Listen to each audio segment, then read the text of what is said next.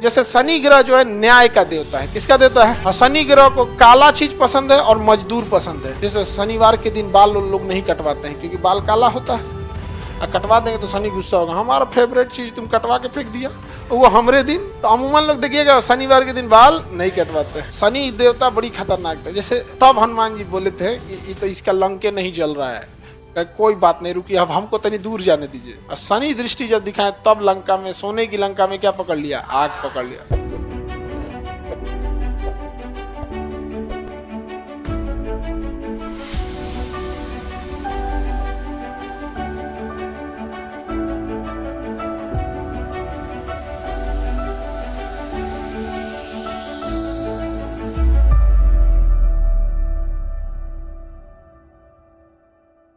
अब ज्योतिष में भी ना कई टाइप के ज्योतिष होते हैं। एक होता है ज्योतिष जो अपने मतलब ग्रह को मजबूत कर लेना।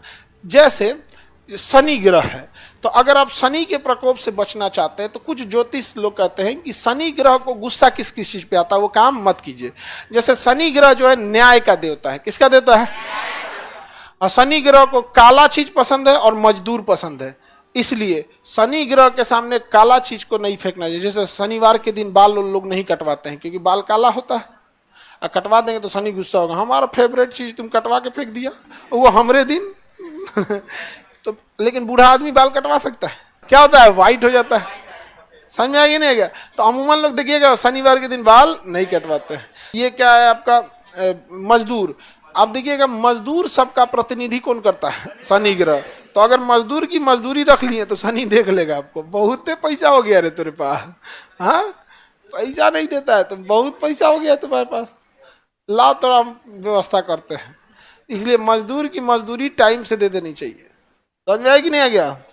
आप काम करिए। अब मजदूरों को भी है कि आप काम अच्छे से कीजिए, ईमानदारी से कीजिए। उठपटांग उबा देता है सब कभी कभी, कभी देखिएगा ना, या तो टाइम कुछ मजदूर ऐसा मिलेगा टाइम खींचेगा, या तो काम खराब कर दे, दीवार जोड़ना सीधा जोड़ देगा तिरछा, कहेगा क्या ही जाता है हमारा। और कुछ इतने ईमानदारी से काम करेंगे सब ना, दिल खुश हो जाता है, बहुत अच्छा से काम करता है।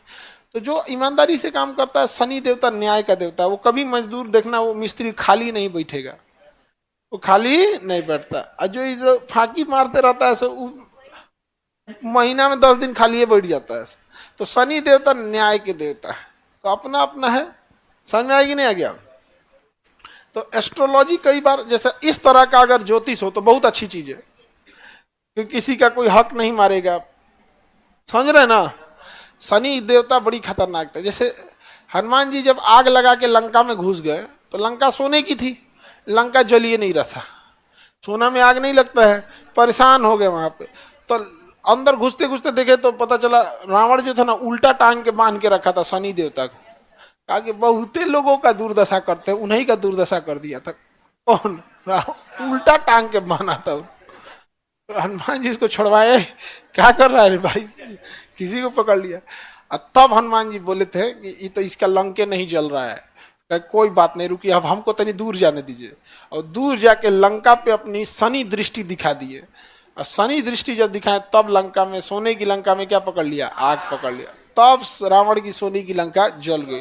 तब रावण परेशान हो गया कि ये कोई मामूली वानर नहीं है, नहीं तो अंडर एस्टिमेट कर रहा था हनुमान जी को, पहले वैल्यू नहीं दिया। कहाँ वैल्यू दिया था शुरू में? उसके बाद बेचारा देखा तो रावण में घमंड आ गया था, सर मेरा नाम ही शनि है, आप में कोई रावण है? सब तो रावण है जिसमें।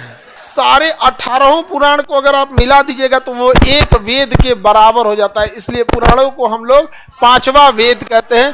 पुराण में पुराने नियम कानून लिखे हैं और प्राचीन राजाओं की चर्चा है। पुराण में ये सब लिखा है। गरुड़ पुराण में देखिएगा मरने के बाद की चर्चा है कि कैसे कैसे यमराज ले जाएंगे, किसको कहाँ मारेंगे, कहाँ पका हुआ तेल में तलेंगे, ये सब में यहाँ पे नहीं समझे।